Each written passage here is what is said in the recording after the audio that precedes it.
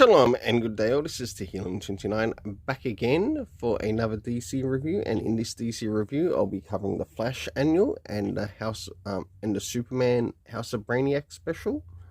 So I'll now get things organized for the first one that I'll be reviewing. So the first one I'll be covering will be the Flash annual of 2024 by Simon Spurrier. So first things first, does this cover in any way, shape or form connect to something that is happening inside of the story? It doesn't really feel like it, to put it bluntly. So now let's move into the area of the internal art as we have a look around the beginning, middle and of course the end, and also what's happening story-wise with the characters. So as the story begins, of course, we get to see Barry Allen going up against, I don't know, whoever the hell they are. I just feel that I don't know who these characters are, and it's very terribly done. As we jump towards the middle of the story, of course, we catch up with Mr. Terrific, and it looks to be the character of Jai, unless it's Wade. I got no fucking idea. Again, very terribly done. And last but not least, towards the end, to which we catch up with Barry Allen with, I think it's the Archangels or whoever the hell they are. This really has failed in the storytelling execution, I must say. For the internal art, I give it a 5 out of 10. Now it's time to move in relation to the area of the story. Considering how far we are in regards to the Flash comics, did we get any comic references? The answer is no. Do we get anything addressing the area of time? No, not at all. Too lazy, too stupid to do so. And then, without these things being addressed, you want to know which people it makes look stupid? Number 1, the editors. Number 2, the group editors. Number 3, Simon Spurrier. Number 4, DC Comics. Next, the location. No idea where the hell we are. After this, we have the cast of characters. About the only thing I could sort of make out who some of the characters are, but not all of them. Of course, we had Mr. Terrific, the Fractal Worms, Barry Allen Flash, Wallace West, Jay Garrick. I think it was Jesse Quick, as it wasn't really sort of stated as who some of the characters were. As for some reason, the writer, the editors believe everyone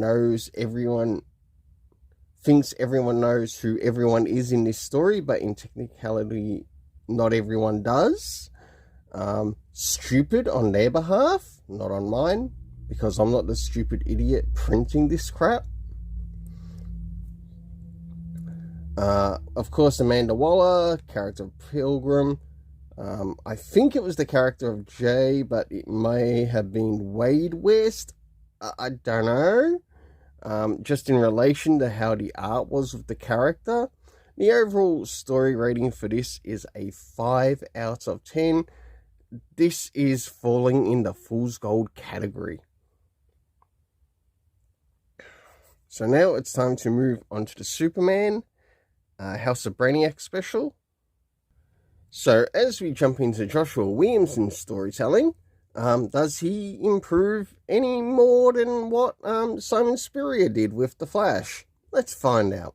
First things first, does this cover in any way, shape or form connect to something that's happening inside of the story?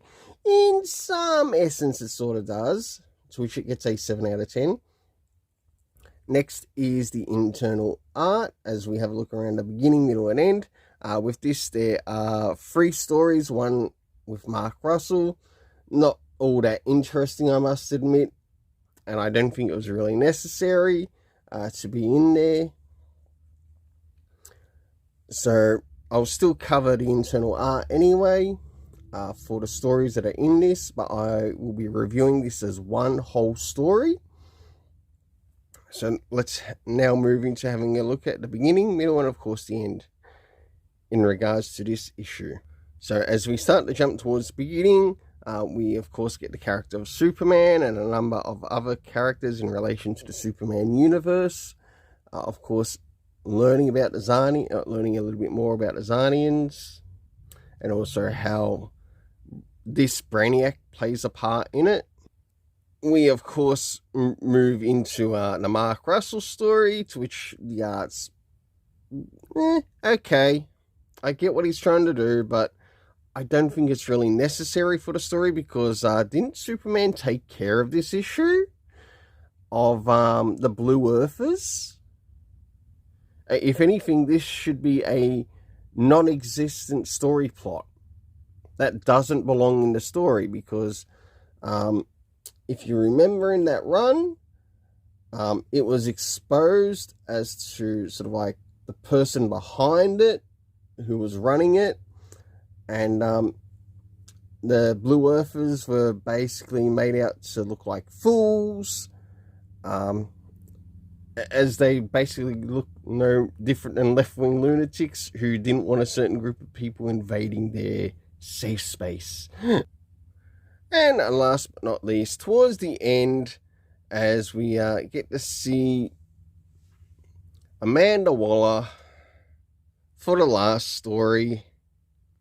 For the internal art, I give it a 7 out of 10. Now it's time to move in relation to the area of the story. Considering how far we are Superman comic-wise, did we get any comic book references? And sure enough, we did actually. And I think this is what makes the previous thing that I reviewed a little bit better. We had a reference to Action Comics issue 1064, War on Earth 3, Dark Crisis issue 7, and also Justice League No Justice, which is actually something that takes place before the events of Dark Knight's death metal. Next is the area of time, to which we have later, that night, and next day. And that was actually shown in one of the stories, and that particular story that it was shown was actually the Mark Russell one. So thank you for putting that in. At least someone has remembered that time is important in relation to storytelling, as it lets the reader know as to when things are taking place, whether it's happening throughout a day, a number of days, or even a number of hours or minutes. The location, of course, we get to see Metropolis. As for the rest, we never really get any mention. Cast of characters, we have Brainiac, Lobo, Superman, Zod. We have General Shakal, General Trib, Perry White, Bibbo. We also have Garon Blake. We have I've got Perry White twice, Amanda Waller, and last but not least, the character of Peacemaker. For the overall storytelling in this, I give it a 6.5 out of 10. Until then, let's keep it colourful and have yourself an awesome day.